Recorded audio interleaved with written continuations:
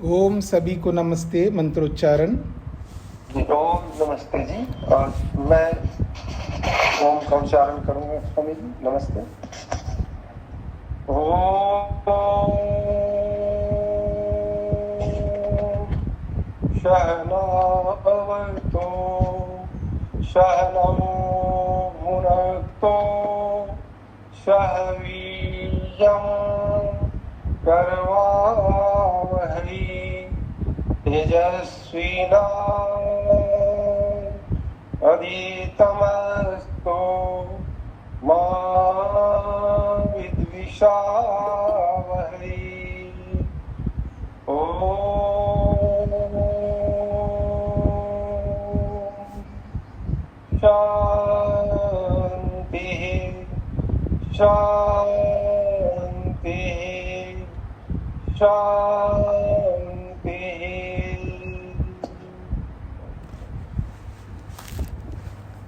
वेदांत दर्शन की कक्षा संख्या 164 है। तीसरे अध्याय का चौथा पाठ चल रहा है। इसके हमने 9, 8 और 9 इन दो सूत्रों को पीछे किया था, 8वां और 9वां। अधिकोपदेशात् तु बादरायणस्य एवं तद्दर्शनात्। नमस्ते स्वामी जी, सभी को नमस्ते जी। अधिकोपदेशात्तु बादरायणस्य एवं तद दर्शनात्। अब इस सूत्र में क्रम से जो पहले हमारा उपासना और कर्म का विषय चल रहा है उसी के बारे में बात करते हुए इस सूत्र में उसको क्रम से बताया जा रहा है।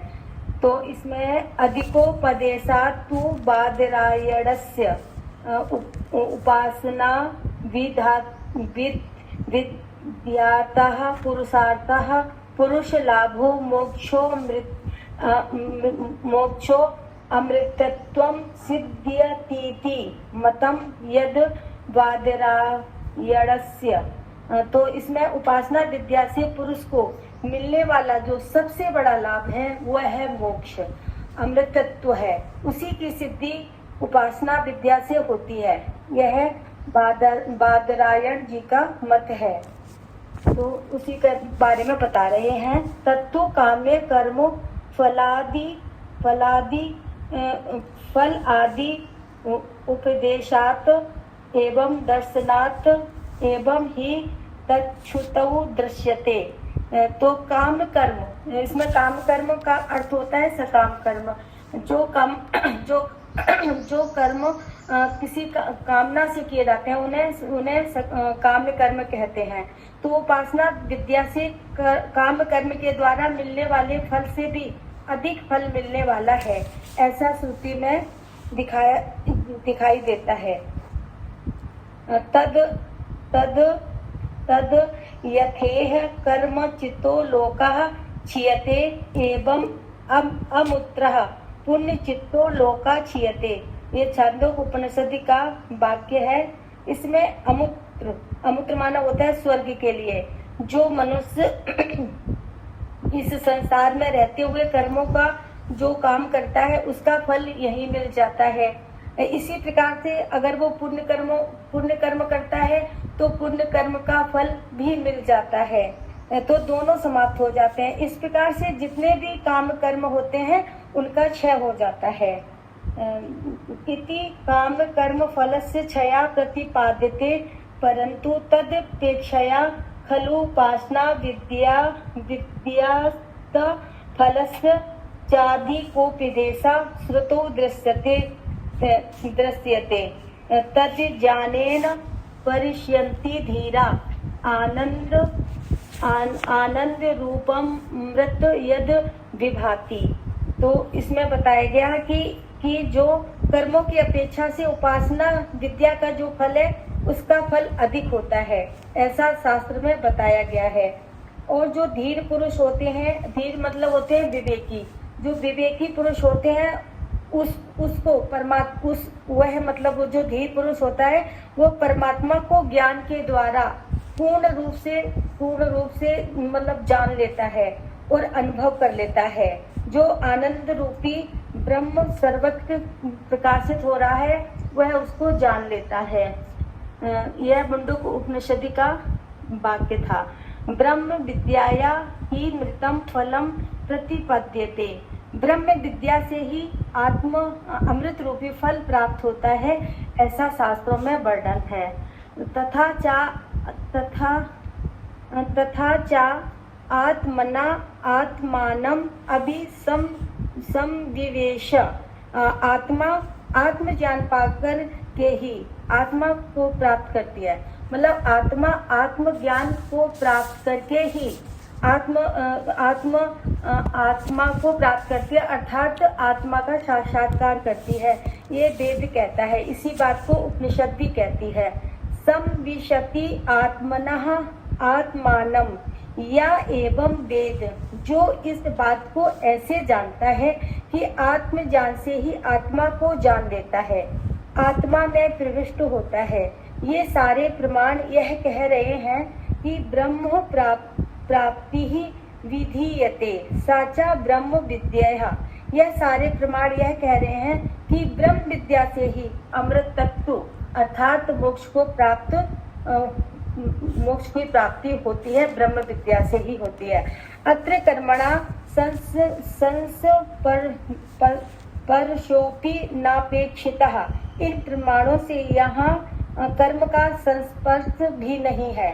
इत्थम, इस प्रकार से कर्मणा फलात् च अधिक उपदेशात् न अकर्मगत्वं विद्यायाः किंतु स्वतंत्रयम् एव खलु उपासना विद्यायाः सिद्ध्यति।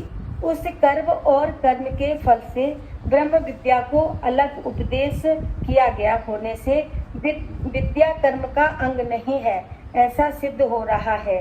किंतु स्वतंत्र रूप से ही उपासना विद्या से ही मोक्ष की सिद्धि होती है। तो अर्थात जो बादरायण जी का कहना है कि उपासना विद्या से ही ब्रह्म की प्राप्ति होती है, कर्म से नहीं होती है। जी, तो आपने अच्छा प्रयास किया। अभी तक जितने लोगों ने सुनाया है, किसी ने भी इस संस्कृत को पढ़ कर के इसका अर्थ सुनाया नहीं है। आपने सुनाया, ये आपका अच्छा प्रयास है, पर पढ़ने का प्रयास बहुत ज़्यादा करना होगा संस्कृत को, क्योंकि संस्कृत की तरह नहीं हो रहा है।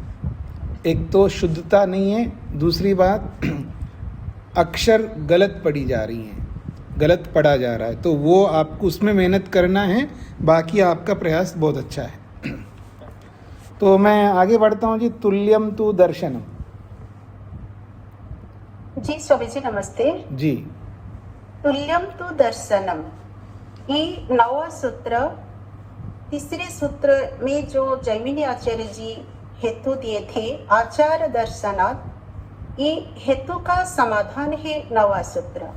तुल्यम तु दर्शनम, आप जिस प्रकार उदाहरण दिए थे, इस तुल्य अर्थात समान प्रकार, आप जैसे कर्म की प्राधान्य का उदाहरण प्रस्तुत किए थे शास्त्र से,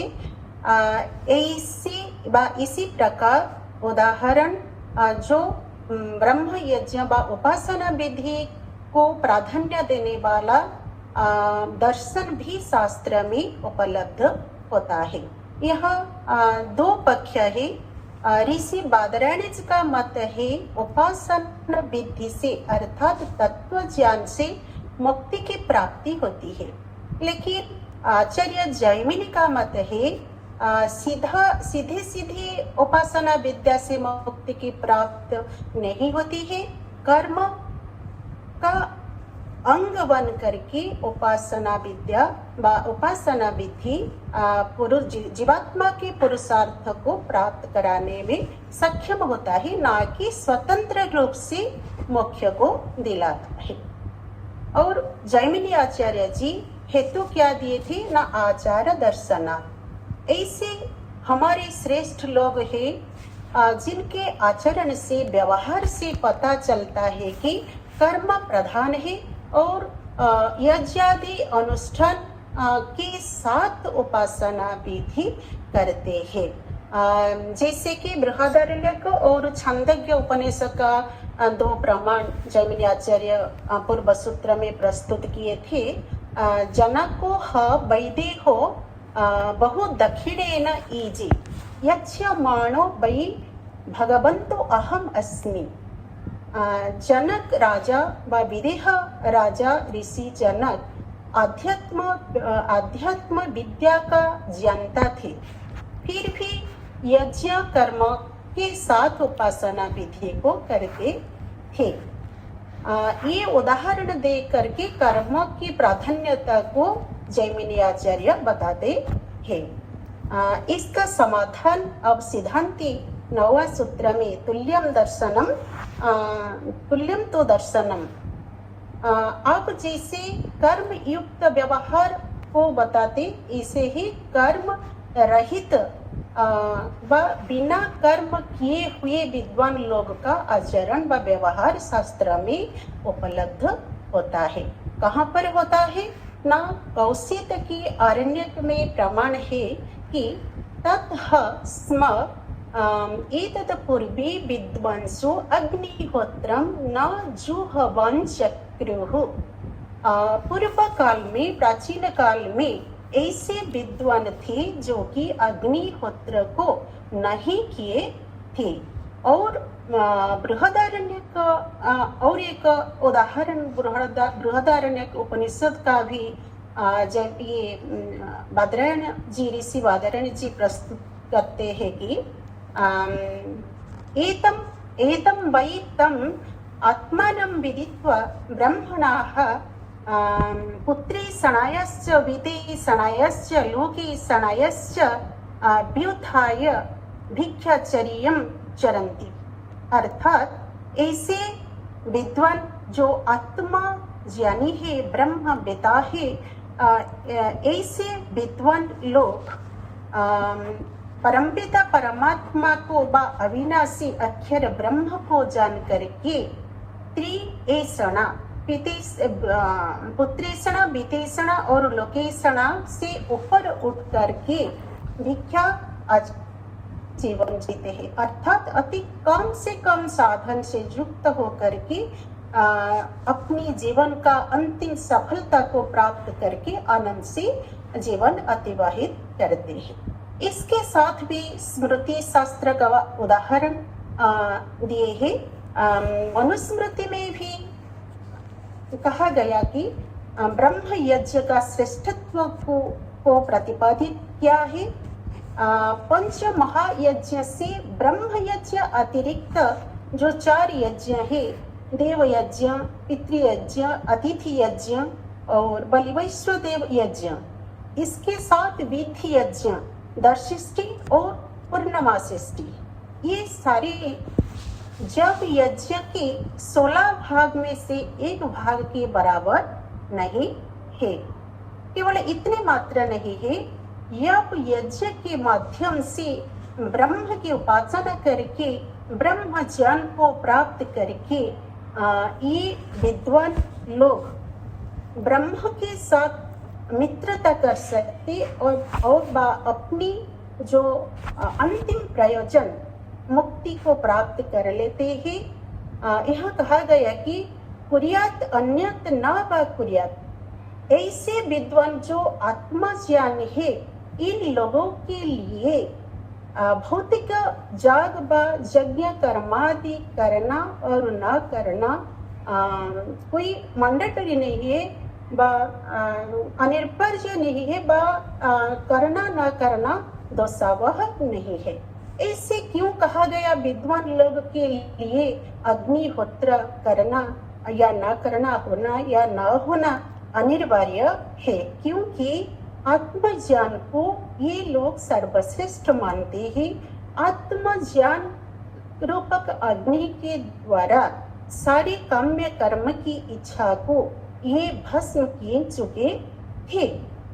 और जो परम प्राप्ति, जो ब्रह्म ज्ञान को व तत्व ज्ञान को जानने के बाद सांसारिक जो इच्छाएं यज्ञ कर्म के द्वारा, काम्य कर्म के द्वारा जो इच्छा को प्राप्त करने की क्या आवश्यकता है। इसीलिए उन विद्वानों के लिए व सन्यासी के लिए व ब्रह्मवेत्ता के लिए यज्ञ कर्म करना न करना कहा गया, ना कि हमारे समान साधारण आदमी के लिए कहा गया। इससे सिद्ध होता है कि ब्रह्म यज्ञ सर्वश्रेष्ठ है और काम्य कर्म का फल अलग है। तत्व ज्ञान व ब्रह्म उपासना व उपासना विधि का फल अलग है।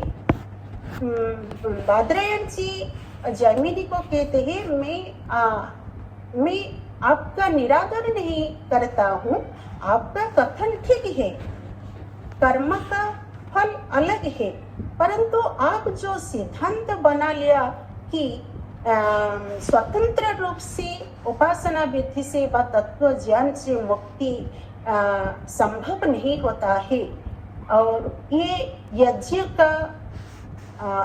कर्म का अंग बनना बाध्य है, ये सिद्धांत गलत है। क्योंकि शास्त्र में सीधा सीधा कहा गया, सूत्र 8 में और सूत्र 9 में भी प्रमाण दिया गया कि स्वतंत्र रूप से उपासना विधि से मुक्ति संभव है। जी सर। तो देखिए, दो बातें हैं, जिसका जो विषय होता है उसको तैयारी करके बताना बहुत सरल होता है। जैसे उदाहरण देता हूँ मैं, जिसको भाषा आती है, अंग्रेजी भाषा आती है, बहुत अच्छी आती है, वर्षों से वो उस भाषा में जीता है, अगर उसको अंग्रेजी में कुछ तैयारी करके बताना, बोलना या कुछ स्पीच देना बहुत इजी है उसके लिए। लेकिन जो अंग्रेजी नहीं जानता हो, थोड़ा बहुत जानता है या बोलना नहीं आता हो, उसको जानता तो है लेकिन बोलना नहीं आता है अंग्रेजी में, और वो अंग्रेजी का स्पीच तैयार करे, कितना कठिन होता है, कितना मेहनत करना पड़ता है। ये ममता जी का आपको उदाहरण लेना चाहिए। उन्होंने सारे प्रमाण सारे याद करके बोला है। याद करना तो इजी है, लेकिन उसको याद करके प्रेजेंट करना बड़ा कठिन होता है दूसरों के सामने, क्योंकि आदमी भूल जाता है, सोचता है, अटक जाता है। लेकिन ना अटके और लगातार बोलना, तो उसके लिए कितना मेहनत करना पड़ता है, ये सबको सीखना चाहिए। ये सब अच्छा किया उन्होंने। एक दोष भी बताना चाहूँगा, तो जैमिनी मुनि जी का ये दोष है, ये सिद्धांत नहीं है, ऐसा बादरायण जी नहीं कह रहे, केवल यहाँ प्रस्तुतिकरण चल रहा है। क्योंकि अगर मैं किसी ऋषि को दोष सिद्ध करूँगा तो बहुत हानिकारक होगा। कोई ऋषि किसी ऋषि को दोष सिद्ध नहीं करता, केवल इतना कह रहे हैं कि वो अंग नहीं बनता, उपासना कर्म का अंग नहीं बनता, ये प्रस्तुतिकरण कर रहे हैं। तो अंग नहीं बनता, ये प्रस्तुतिकरण अलग है, उसका अंग बन के बोलना आप जो कह रहे हो वो गलत है, वो दोषयुक्त है, ये बताना अलग है। दोष सिद्ध करना अलग है, अंग नहीं बनता कहना अलग है, क्योंकि मार्ग अलग अलग है, ये आपको समझना है। हाँ जी, आगे बढ़ूं जी मैं। 10वां सूत्र है, प्रसंग आपके सामने है, समाधान करते हुए आगे चल रहे हैं। 8वें सूत्र में 9वें सूत्र में समाधान किया है, तो 9वां सूत्र तीसरे सूत्र को लेकर के समाधान है। अब 10वां सूत्र है असार्वत्रिकी।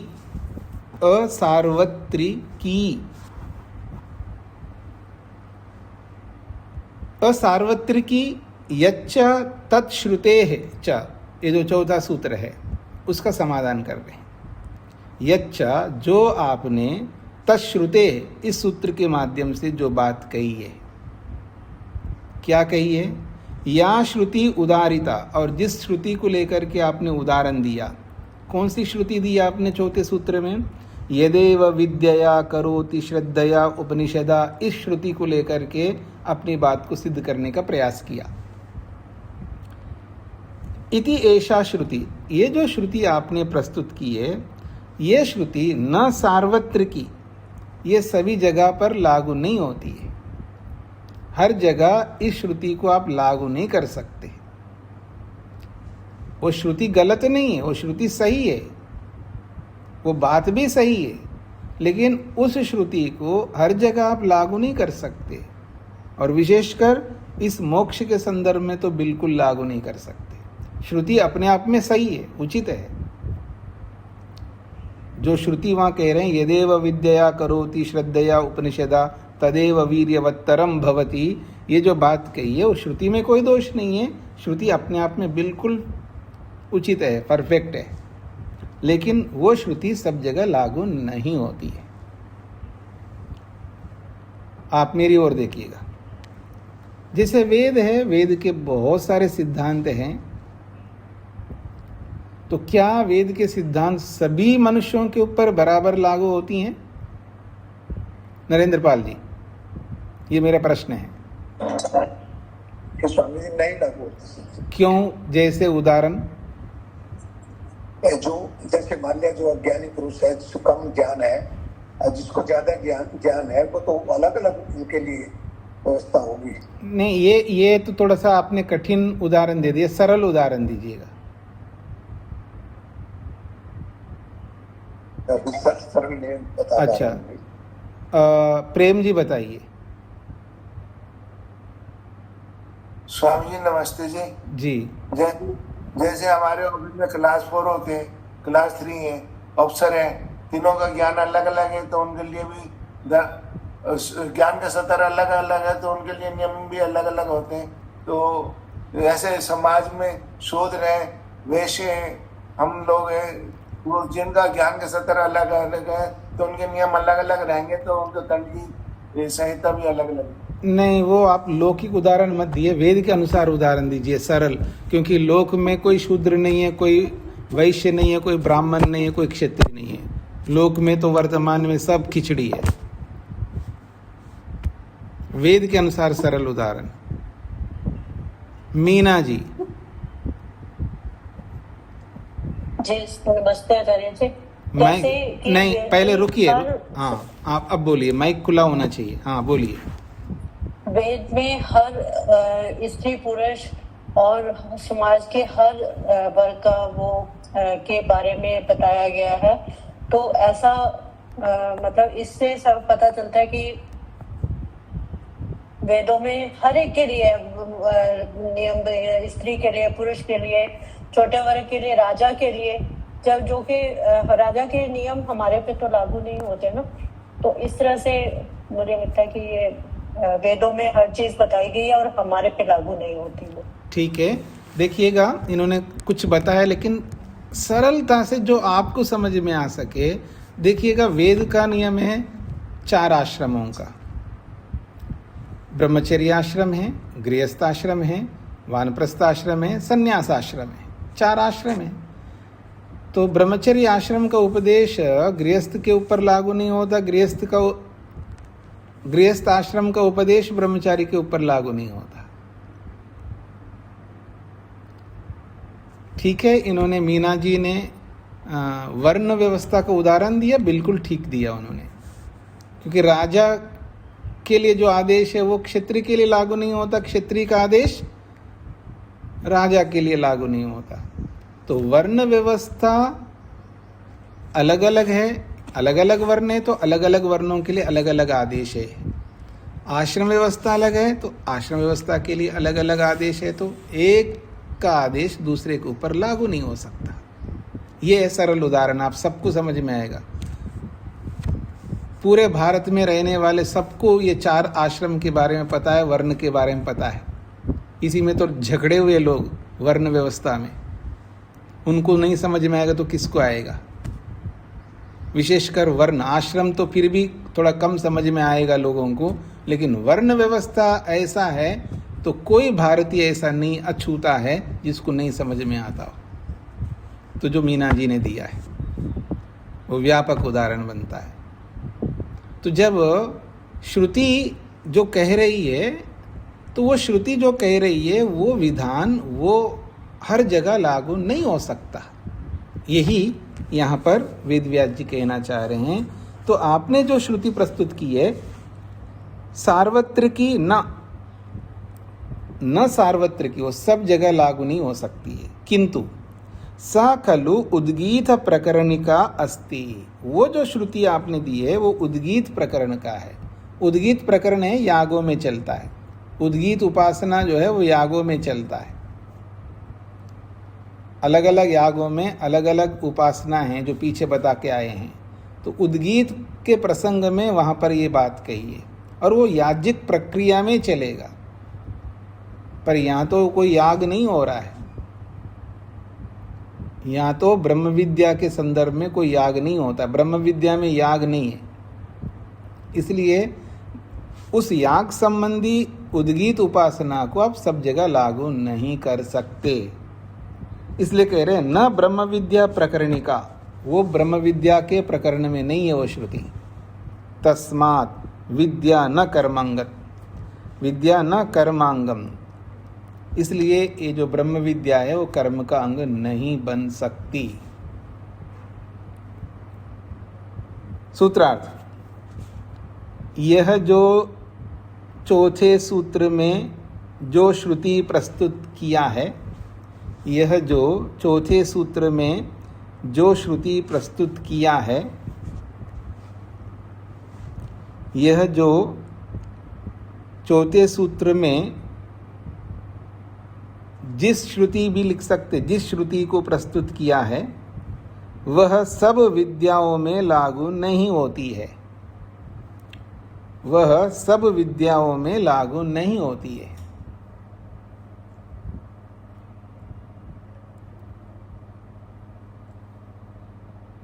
वह सब विद्याओं में लागू नहीं होती है, इसलिए ब्रह्म विद्या कर्म का अंग नहीं हो सकती है। इसलिए ब्रह्म विद्या कर्म का अंग नहीं हो सकती है।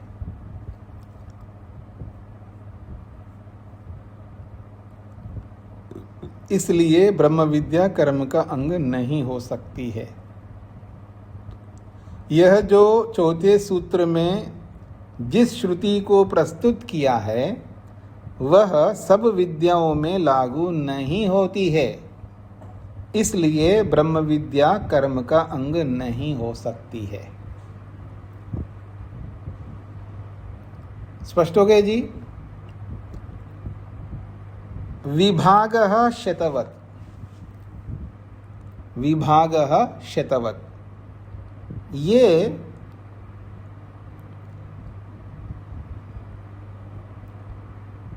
पांचवें सूत्र का समाधान है। विभागः शतवत्, शतवत् उदाहरण है और विभागा हेतु है यहाँ पर। तो कहते हैं यच्च उक्तम समन्वारंभनात्, यच्च उक्तम, जो आपने पांचवें सूत्र में समन्वारंभनात् ऐसा हेतु दिया है, उस हेतु में आपने जो प्रमाण श्रुति का प्रस्तुत किया है, तम विद्या कर्मणि समन्वारभेते, ये जो आपने प्रमाण प्रस्तुत किया है पांचवें सूत्र में, ये प्रमाण क्या कहता है? तयो विद्या कर्मणो विभागो वेदितव्या। इस श्रुति में दो बातें कही, एक विद्या अर्थात ब्रह्म विद्या और कर्म। तयो विद्या कर्मणो, उन विद्या और कर्म इन दोनों को विभागः वेदितव्य, इन दोनों का विभाग करना चाहिए, इन दोनों को अलग अलग करना चाहिए। अर्थात फल अवाप्तो, फल को प्राप्त करने के लिए दोनों को अलग अलग करना है। अर्थात विद्या और कर्म दोनों जुड़ कर के बढ़ रहे हैं, लेकिन दोनों का अलग अलग फल होते हैं, दोनों का विभाग करना चाहिए। अर्थात यदा विद्या व कर्म समन्वारभते, उसी को खोल रहे हैं। तयो विद्या कर्मणो विभागो वेदितव्य, ये जो बोला है ना, उन दोनों अर्थात विद्या और कर्म इन दोनों को विभाग कर लेना चाहिए।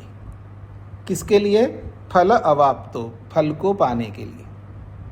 फल को प्राप्त करने के लिए विद्या को और कर्म को अलग विभाग करके देखना चाहिए। अर्थात यदा विद्या व कर्म समन्वारभते, जब विद्या और कर्म दोनों एकत्रित होते हैं, तदा किमपि फलम विद्या निर्वर्तयति किमपि च फलम कर्म साधयति देहपातानंतरम।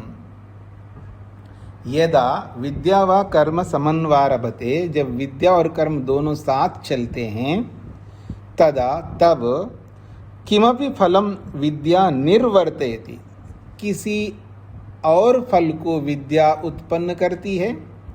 किमपि फलम का मतलब है किसी फल को, किसी अलग फल को विद्या निर्वर्तयति, निर्वर्तयति का मतलब उत्पन्न करती है। तब किसी दूसरे फल को विद्या उत्पन्न करती है।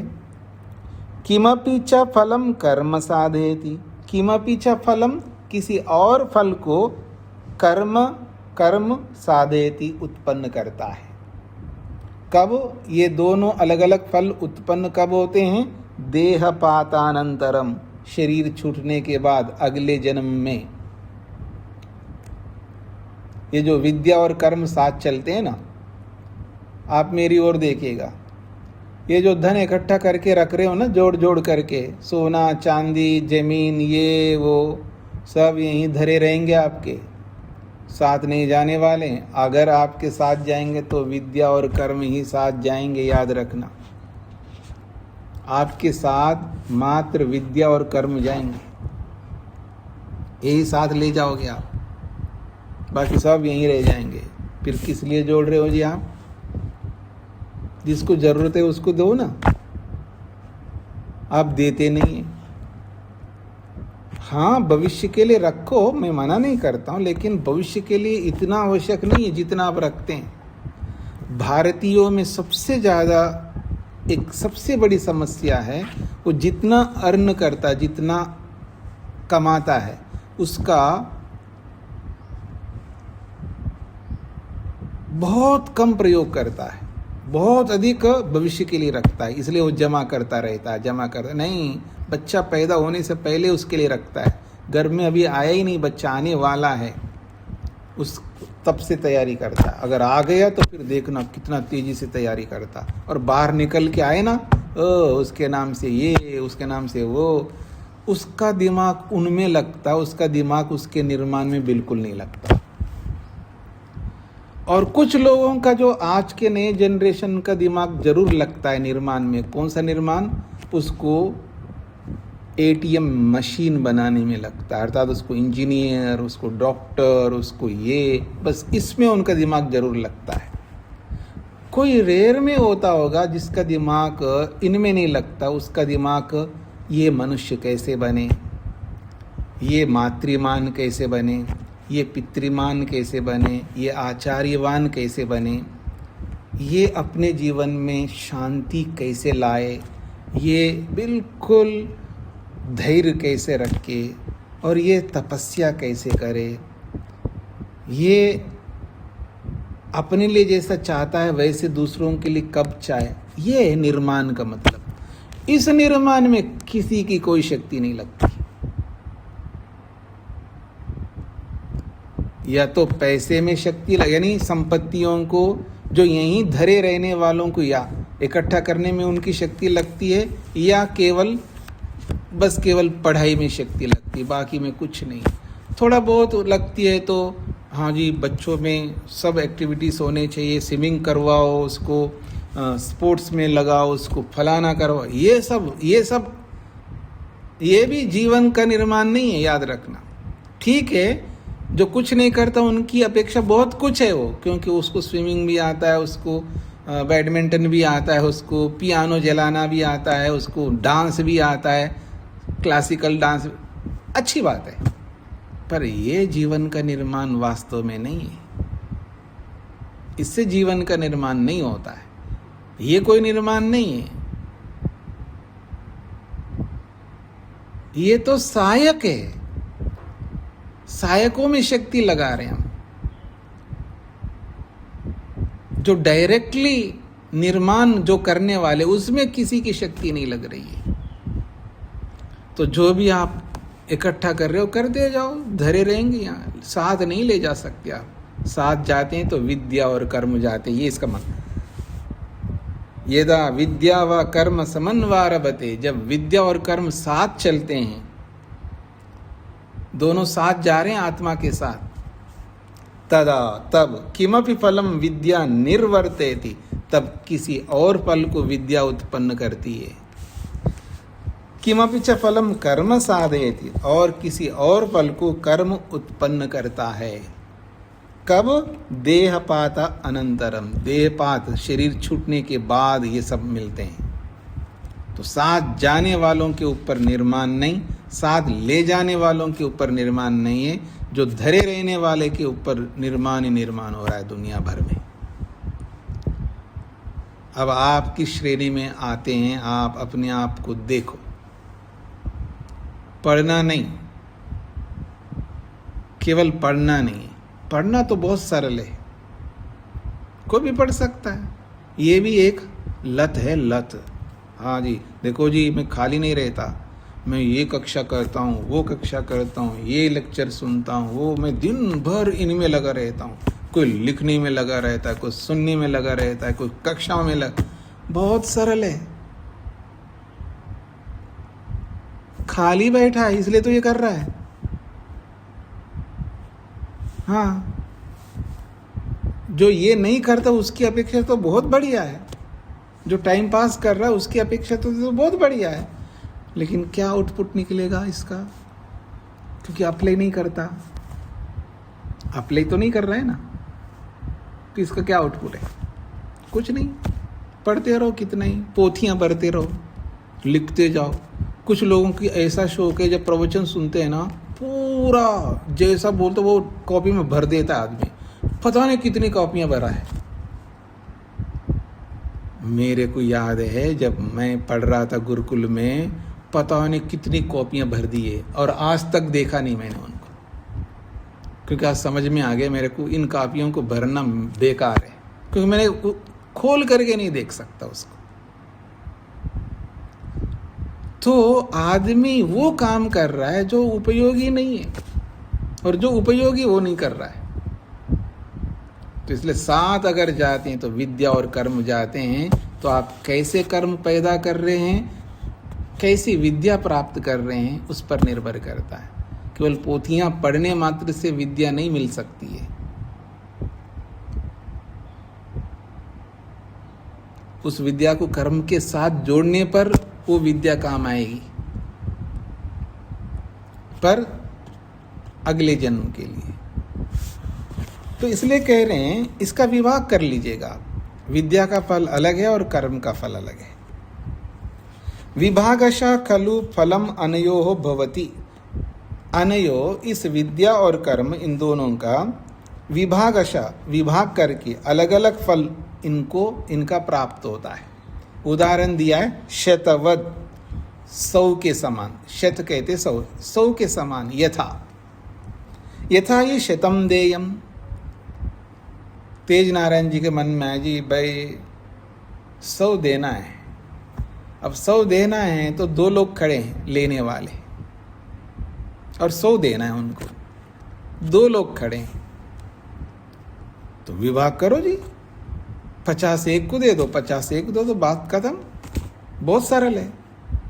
तो शतम देयम का मतलब 100 देना, देयम का मतलब है देना है, दान करना है, किसी को दे देना है 100। यथा ही शतम देयम, जैसे कि 100 देना है, तो कस्मैचित 50, कस्मैचित 50 इतिवत विभागा। कस्मैचित किसी के लिए, अर्थात सामने लेने वाला, दोनों ही लेने वाले और दोनों ही योग्य लेने में, दोनों योग्य है। अगर कम ज़्यादा योग्य हो तो फिर किसी को 75 दोगे, किसी को 25 दोगे, लेकिन दोनों समान हैं लेने वाले, तो क्या करो? शतम देयम, 100 ही दे सकता हूँ जी, मैं रिटायर आदमी हूँ जी, मैं ज़्यादा नहीं दे सकता, मैं 100 दे सकता हूँ। अब जो 100 देगा तो दो लेने वाले दोनों बराबर के हैं, तो क्या करोगे? तो कह रहे हैं कस्मैचित 50, किसी मतलब एक कस्मेचित का मतलब एक के लिए 50 दे दो। फिर कहा कस्मेचित 50, दूसरे एक के लिए 50 दे दो। इतिवद विभाग, ऐसा आपको विभाग कर लेना चाहिए। वचनम ही एतत् कर्मफल हेतुकमिति, ये जो वचन हमने दिया ये कर्मफल हेतु का है, अर्थात जब आपको कर्मफल मिलना है अगले जन्म में उसके लिए वचन है ये। कौन सा? समन्वार विद्या कर्मणि समन्वार भेते, ये कर्मफल को देने वाला वचन है, ताकि शरीर छूटा तो ये कर्मफल देने वाला है। आपको फल देने वाला कौन है यहाँ पर? विद्या और कर्म।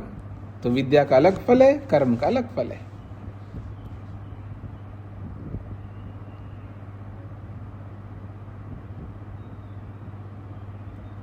अगर आपने विद्या तो बहुत पढ़ लिया है, याद रखना आपको उदाहरण से समझ में आएगा, वैसे नहीं आएगा।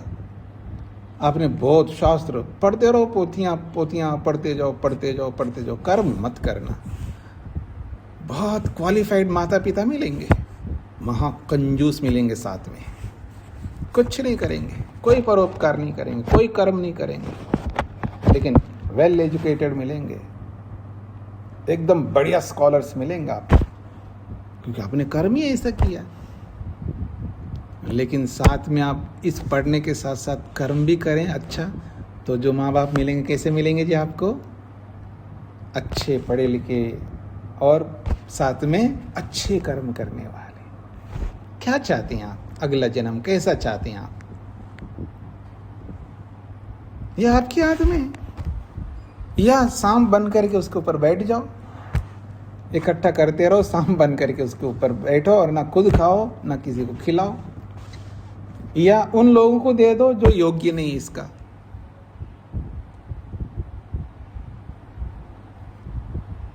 पता नहीं कब हमें समझ में आएगा। आगे बढ़ता हूं मैं, ठीक है जी। सूत्रार्थ, 5वें सूत्र में जो आपने समन्वारंभनात् के माध्यम से कहा है, 5वें सूत्र में जो आपने समन्वारंभनात् कहा है,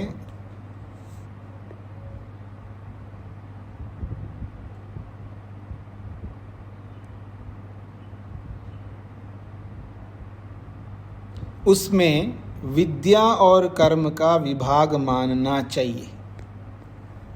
उसमें विद्या और कर्म का विभाग मानना चाहिए।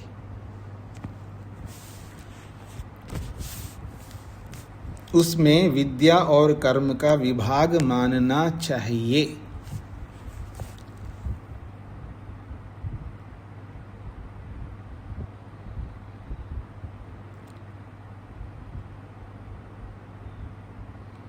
सौ के समान, 100 अर्थात 100 रुपए के समान, 100 दीनार के समान, 100 सिक्के के समान, 100 सोने के चिक्के के समान, जो भी आप बोल सकते।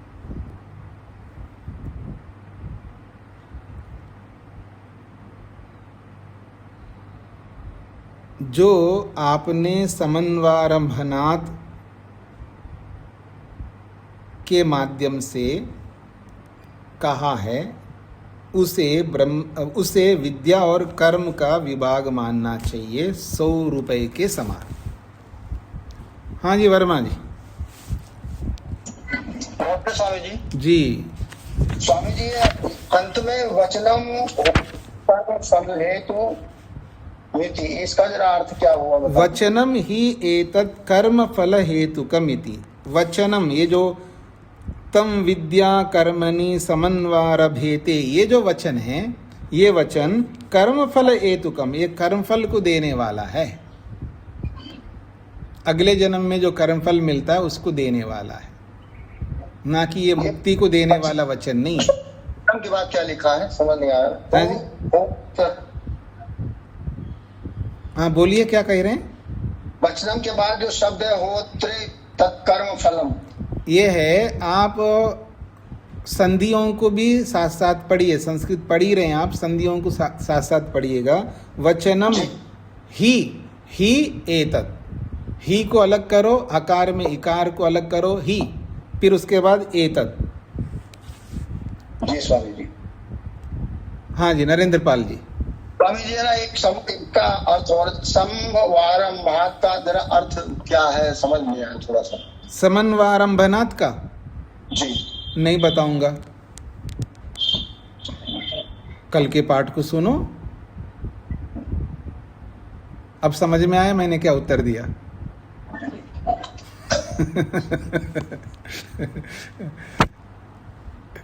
हाँ जी, अब मैं सारी बातें मैं ही बताऊंगा तो फिर आप क्या करेंगे? इसका मतलब आपने कल का पाठ दोबारा सुना नहीं है, क्यों जी वर्मा जी? नहीं स्वामी जी, बहुत ध्यान से पढ़ा सुना, लेकिन वो समझ में वो शाब्दिक अर्थ नहीं आ रहा, इसलिए हमने कहा आपसे पूछ ले। समन्वारंभनात् में विद्या और कर्म साथ चलने के कारण से, विद्या और कर्म ये साथ चलने के कारण से, पंचमी विभक्ति है ना, समन्वारंभनात् का मतलब साथ चलने के कारण से। कौन साथ चल रहे हैं? विद्या और कर्म। विद्या और कर्म साथ चलने के कारण से, ऐसा जो आपने हेतु दिया है, ये हेतु अगले जन्म में मिलने वाले कर्म फल के संदर्भ में है, मुक्ति मोक्ष के संदर्भ में नहीं है। जी स्वामी जी, बहुत बहुत धन्यवाद स्वामी जी, आप बिल्कुल स्पष्ट हो गए। स्पष्ट हुआ है? हाँ जी वर्मा जी, स्पष्ट हुआ है क्या? स्पष्ट। हाँ स्पष्ट हुआ है, ठीक है। नरेंद्र पाल जी, कभी कभी मेरे को भी अवसर मिलता है आपको थोड़ा क्या कहते हैं, हंसाने के लिए। शब्द बताया है कि क्या बराबर ही है दोनों का फल?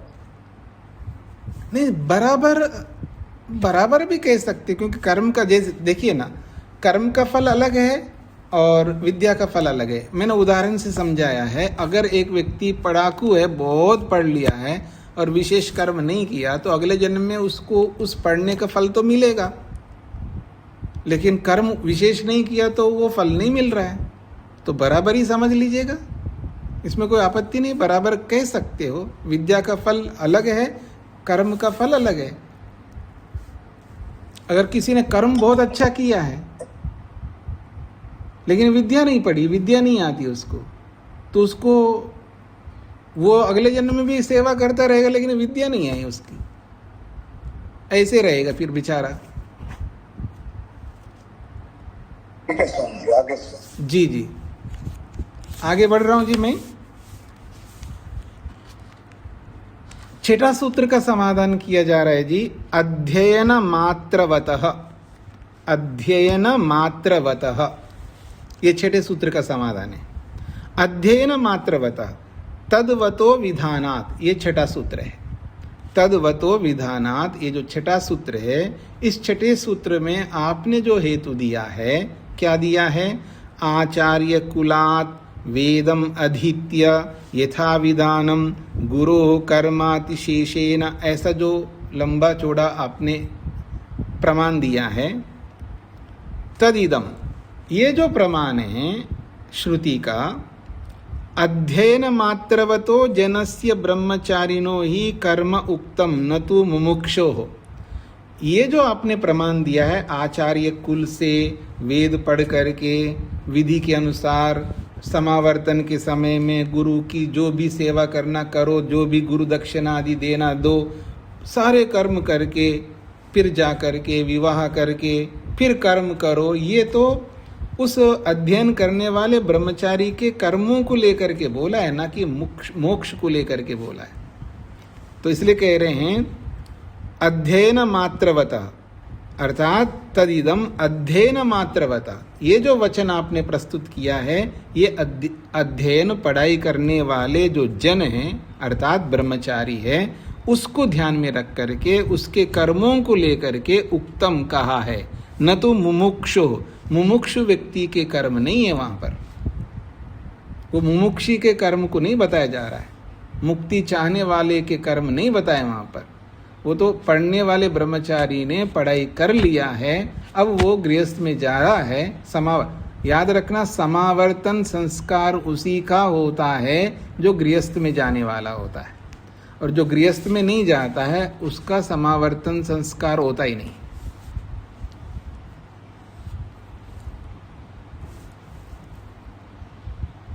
ये जो आज के यूनिवर्सिटीज में, कॉलेजों में एक कॉन्वोकेशन होता है ना जी, क्या बोलते, कॉन्वोकेशन ही बोलते हैं ना ये। हाँ जी, ये उसी समावर्तन का अपभ्रंश है, परिवर्तित रूप है। पर पहले गुरुकुलीय परंपरा में ये समावर्तन संस्कार मात्र उसी के लिए होता है जो गृहस्थ में जाने वाला, और जो गृहस्थ में नहीं जाता उसका समावर्तन नहीं होता है। उसको क्या करना पड़ता है, और पढ़ना। पढ़ तो लिया, नहीं पढ़ो, दोबारा पढ़ो, फिर पढ़ो, पढ़ते रहो, आगे बढ़ो। बस मुक्ति की ओर बढ़ना है तो आपको पढ़ते रहना, इसलिए स्वाध्याय नहीं छोड़ सकते। एक बार पढ़ा आपने दर्शन, दोबारा पढ़ो, तिबारा पढ़ो, जितने बार पढ़ सकते हो, मरते दम तक पढ़ो, और कोई कारण नहीं इसके पीछे।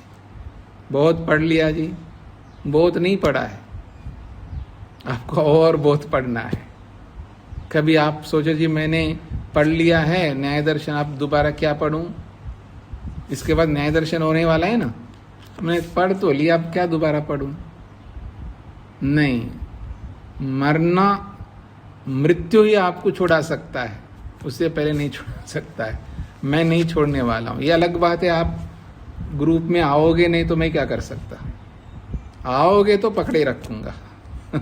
ठीक है जी। खैर, तो अध्ययन करने वाले उस ब्रह्मचारी के कर्म को लेकर के वहां पर आया है, ये मुमुक्षु संबंधी वचन नहीं है, ये इसका तात्पर्य है। तो सूत्रार्थ लिखिएगा, शब्द विद्या पढ़ते हुए ब्रह्मचारी, शब्द विद्या पढ़ते हुए या शब्द विद्या को पढ़ते हुए ब्रह्मचारी, शब्द विद्या को पढ़ते हुए ब्रह्मचारी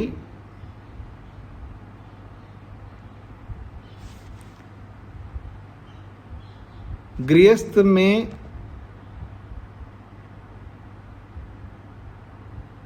जाने वाले की दृष्टि से, गृहस्थ में जाने वाले की दृष्टि से, गृहस्थ में जाने वाले की दृष्टि से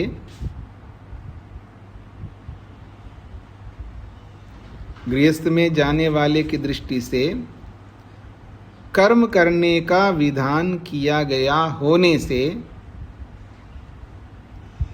कर्म करने का विधान किया गया होने से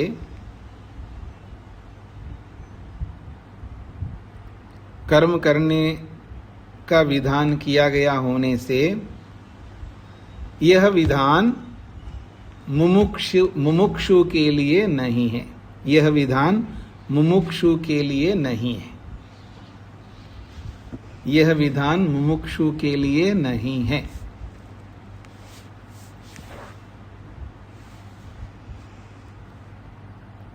शब्द विद्या पढ़ते हुए ब्रह्मचारी गृहस्थ में जाने वाले की दृष्टि से कर्म करने का विधान किया गया होने से यह विधान मुमुक्षु के लिए नहीं है। स्पष्ट हो गया जी? तो किसी को कोई प्रश्न करना हो?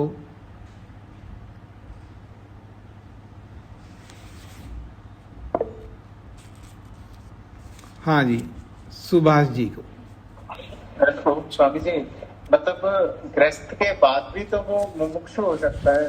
हाँ जी, गृहस्थ के बाद होता है, लेकिन जो गृहस्थ में जा रहा है वो मुमुक्षु बन करके थोड़ा जा रहा है, वो तो गृहस्थ के कर्तव्यों को पूरा करने के लिए जा रहा है ना, उसका उपदेश नहीं है ये कहना चाह रहे हैं। गृहस्थ में जाने के बाद में मुमुक्षु बनेगा, गृहस्थ में जाता हुआ मुमुक्षु कोई नहीं बनता।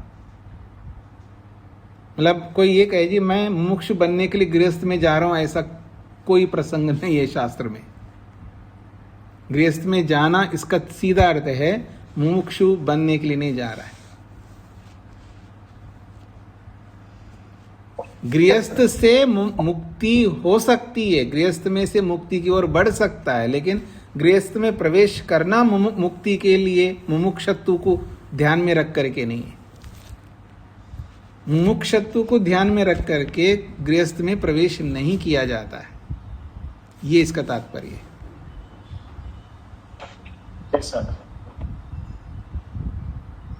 वो तो ऐसा है, मैं थोड़ी देर स्टे करूंगा फिर मुक्ति के लिए सोचूंगा, उसके लिए जाता है व्यक्ति। जी सुदेश नाथ जी को क्या कहना है?